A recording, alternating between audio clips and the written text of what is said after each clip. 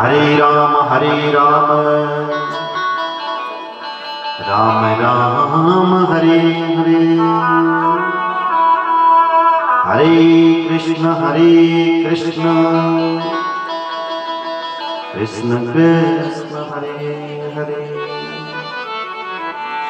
बोल कृष्णचंद्र भगवान की जय, रामचंद्र भगवान की जय, शंकर भगवान की जय, इष्ट देवताओं की जय, कुल देवता जय, राम देवताओं की जय, पंचनाम देवी देवताओं की जय, हर हर महादेव। आइए मन और वाणी को पवित्र करने के लिए कुछ क्षण पर प्रणाम स्मरण करें। भोले को कैसे मैं मनाऊं रे, मेरा भोला ना माने। भोले को कैसे मैं मनाऊं रे, मेरा भोला ना माने।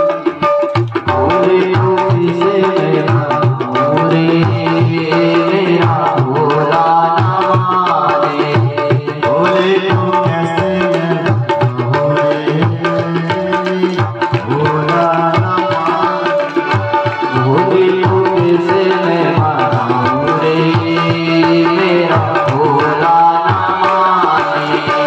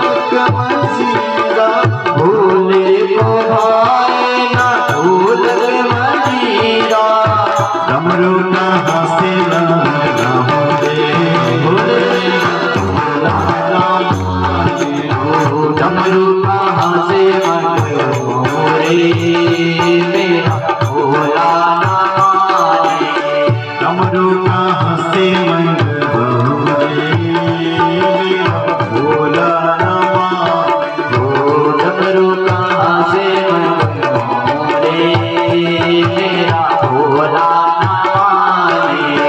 भोले को कैसे मैं मनाऊं रे मेरा भोला न माने। भोले को कैसे मनाऊं रे भोला भोला न माने।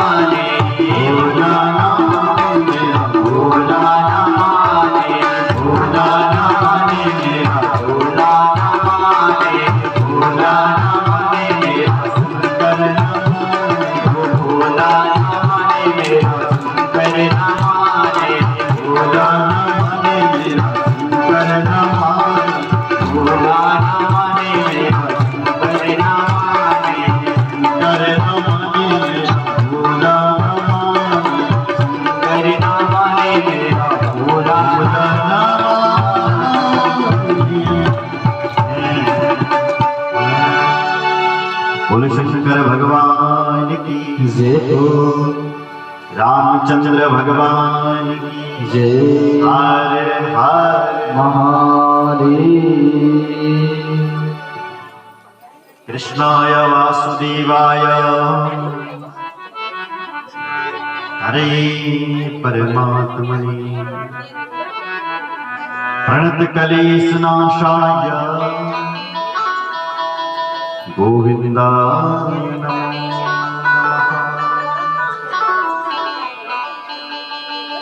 परम मंगलमय भगवत स्वरूप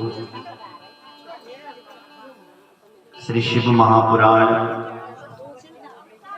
की पावन गाथा, पावन कथा में पधारे हुए भक्तजनों, श्रद्धामयी माताओं, बड़ा ही सौभाग्य है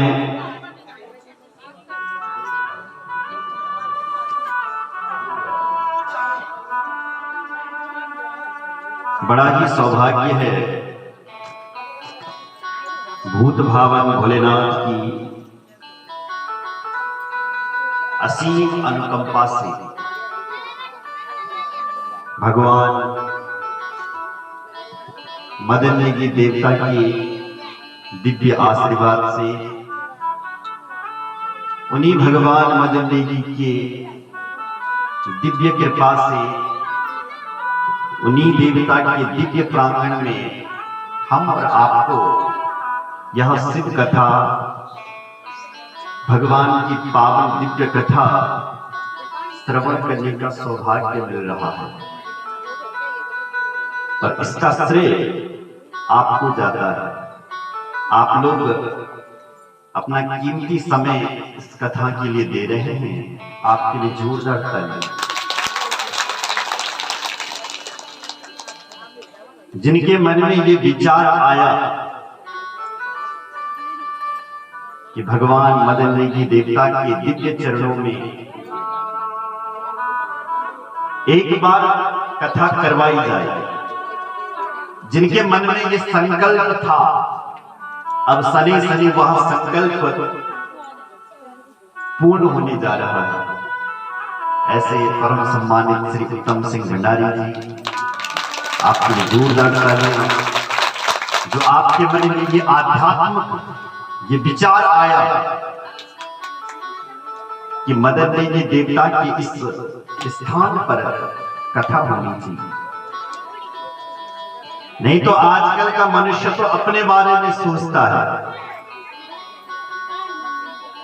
लेकिन जो परमार्थ के लिए सोचता है वह व्यक्ति जीवन में धन्य है। बोलो जय सिया राम। अपने लिए तो स्वार्थी लोग जीते हैं। जीना है तो दूसरे के लिए जी करके दिखाओ। अपने चेहरे पर तो हर व्यक्ति मुस्कुराहट चाहता है। जो दूसरे के चेहरे पर खुशी लाए, मुस्कुराहट लाए, धरती पर वो देवता होता है। सुन रहे? धरती पर वह व्यक्ति असुर है, राक्षस है, जो दूसरे के चेहरे पर आंसू लाता है। धरती पर वह व्यक्ति राक्षस है, दैत्य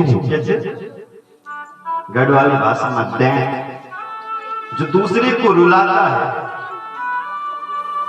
दूसरे को दुखी करता है।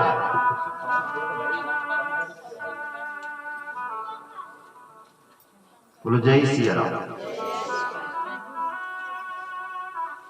और जो परमार्थ के लिए काम करे, उसी को इस धरती पर आपको देवता समझना चाहिए। बोलो जय श्री राम।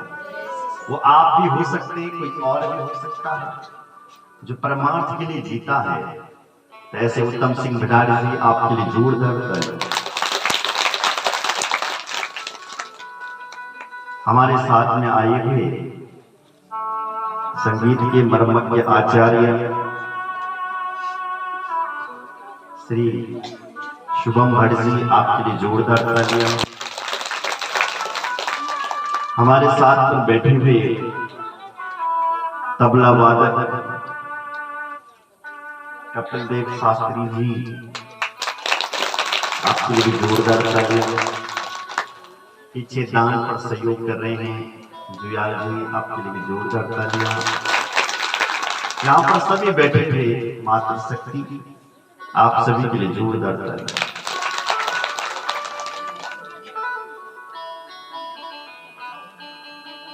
धारपुर से प्रधान जी पहुंचे हैं, श्रीमती पूनम देवी जी, आपके लिए जोरदार तालियां। ग्राम प्रधान धारपुर रोशनलाल जी, आपके लिए भी जोरदार तालियां। ढोल वादक के साथ सुसज्जित पहुंचे हैं प्यारे लाल जी, आपके लिए भी जोरदार तालियां। पूर्णदास जी, आपके लिए भी जोरदार तालियां। और हमारे बीच बड़े ही धार्मिक व्यक्ति पूर्व प्रधान मेहरबान सिंह नेगी जी पहुंचे, आपके लिए जोरदार। सुना है आप बहुत बड़े धार्मिक हैं, भगवान से बड़ा लगाव, तो आपका इस कथा में बहुत बहुत अभिनंदन, स्वागत और धन्यवाद। गुरु जय श्री राम। हमारे बीच भगवान सिंह चौहान जी भी पहुंचे थे कंसाली से, आपके लिए भी जोरदार तालियां।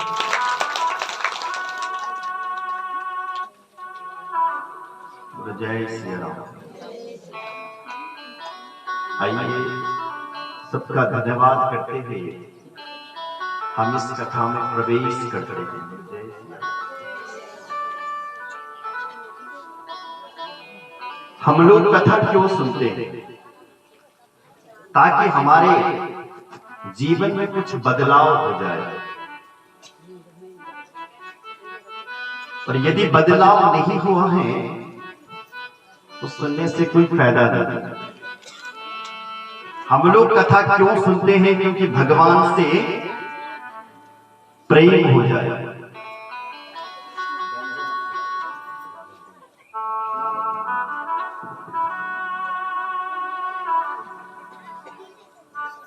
बोलो जय श्री राम।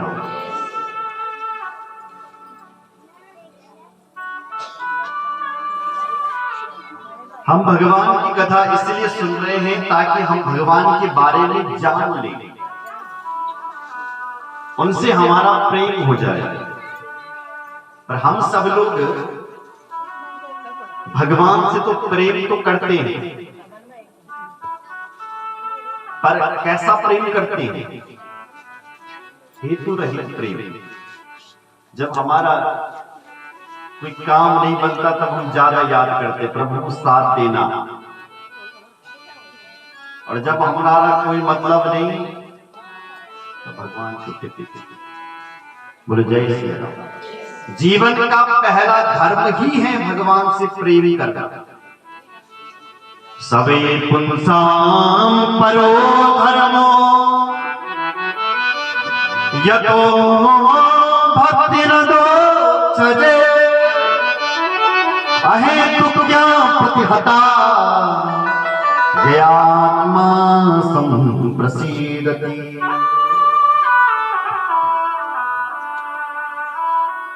बोलो जय श्री राम। सवै पुंसाम परो धर्मो यतो भक्तिरदोक्षजे। हमारे जीवन में दो धर्म हैं बड़ी जी, द्विधर्म। एक है लोक धर्म और एक है परम धर्म। लोक धर्म किसे कहते हैं? संसार में तुमने जन्म लिया है, संसार में तुम आए हो, तो हमारा पहला कर्तव्य है कि जिन माता पिता ने हमें जन्म दिया है हम उनकी सेवा करें।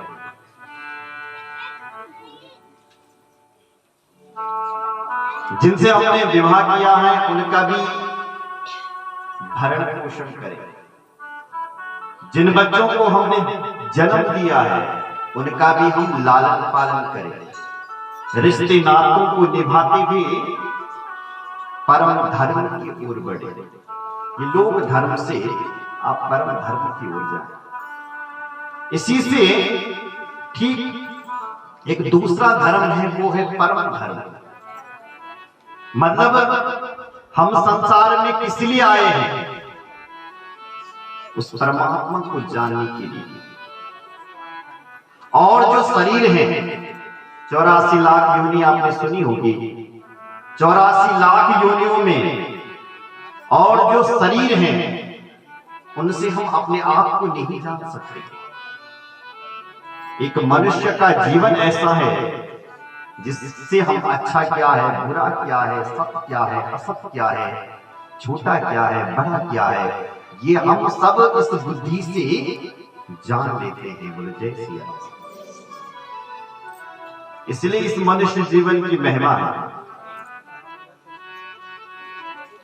इसलिए वो परमात्मा क्या है, कौन है वो, उसको जानने के लिए केवल एक मनुष्य का शरीर ही है। बोलो जय श्री राम। और शरीर से हम उसे नहीं जान सकते। बस उस परमात्मा को जानना ही हमारो परम धर्म है। बोलो जय श्री राम। तो भैया परमात्मा को जाने कैसे, क्या करें उसके लिए? बोले उनको जानने के लिए उनसे भक्ति करनी पड़ेगी, भगवान की भक्ति करनी पड़ेगी, यानी भगवान से प्रेम करना पड़ेगा। अब हम लोग सब प्रेम करते हैं। अच्छा महाराज प्रेम करते नहीं होते तो यहां बैठे ही क्यों हैं? इसका मतलब हम सब भगवान की प्रेमी हैं, इसीलिए तो उनकी कथा सुनने के लिए आए हैं। पर अधिकतम हमसे होता क्या है कि भगवान से जो प्रेम है वो नहीं करते।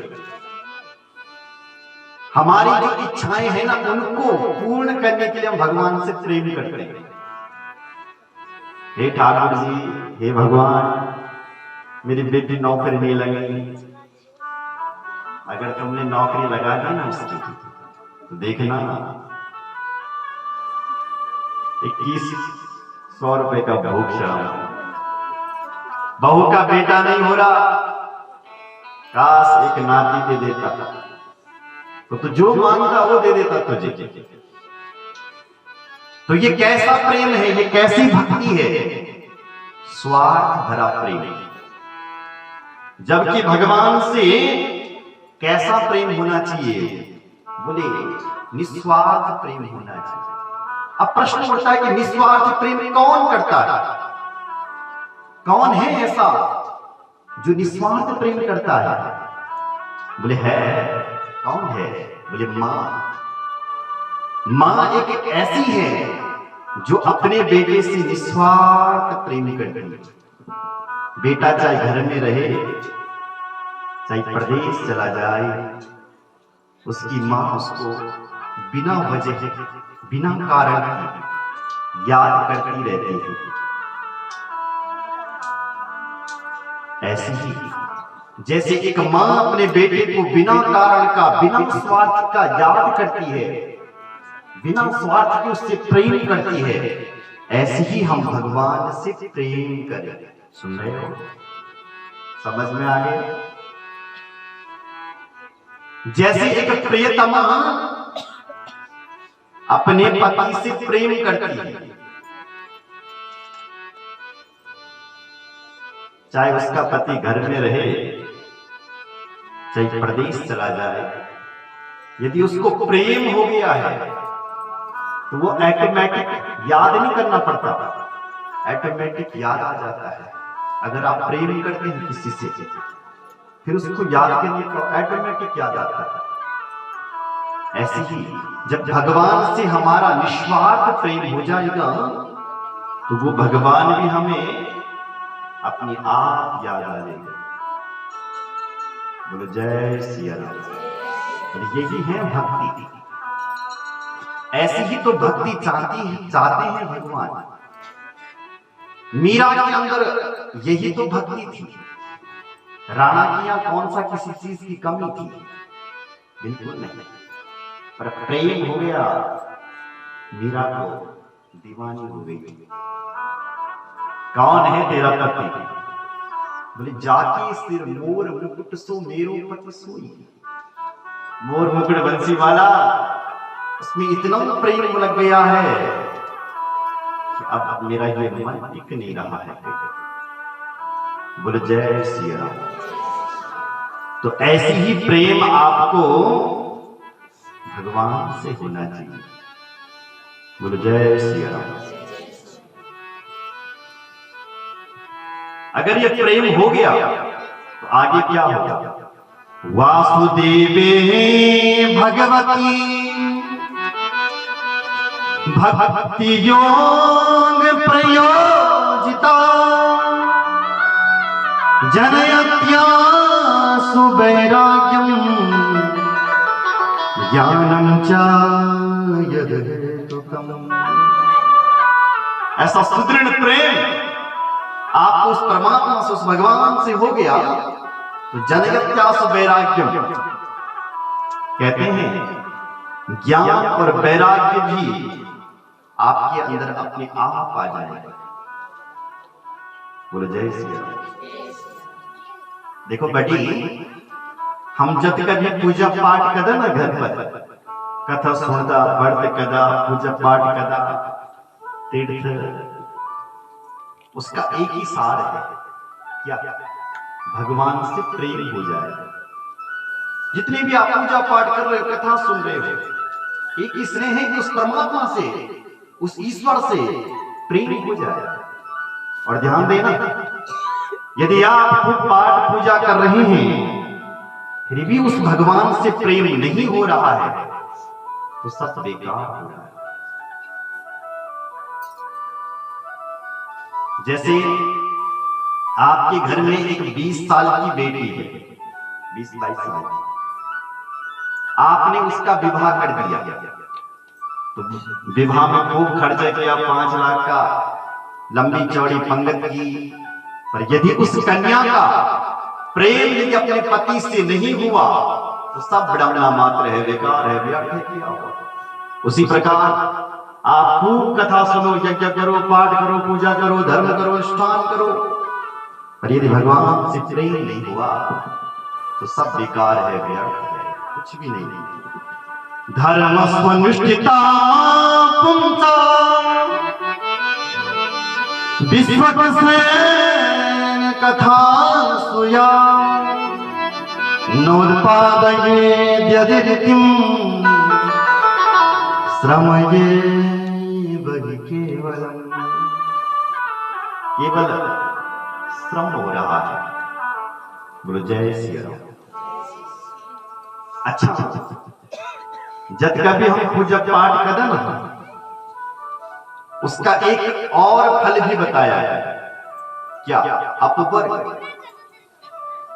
किसे कहते हैं अपवर्ग? क्या है अपवर्ग? बोले मोक्ष। मोक्ष का नाम ही अपवर्ग है। जहां पर पवर्ग न हो उसका नाम अपवर्ग है। ध्यान से सुनिए, हम लोग कई वर्गों में बैठे हुए हैं, पुरुष वर्ग, स्त्री वर्ग, ब्राह्मण वर्ग, क्षत्रिय वर्ग, ये अलग अलग वर्ग हैं। और बड़ी जहां जाने के बाद हम सब एक हो जाते हैं, एक वर्ग के हो जाते हैं, उसका नाम है अपवर्ग, उसका नाम है मोक्ष। और ऐसे मोक्ष को पाना ही हम सबका एक परम धर्म है। पतन फला बंद है,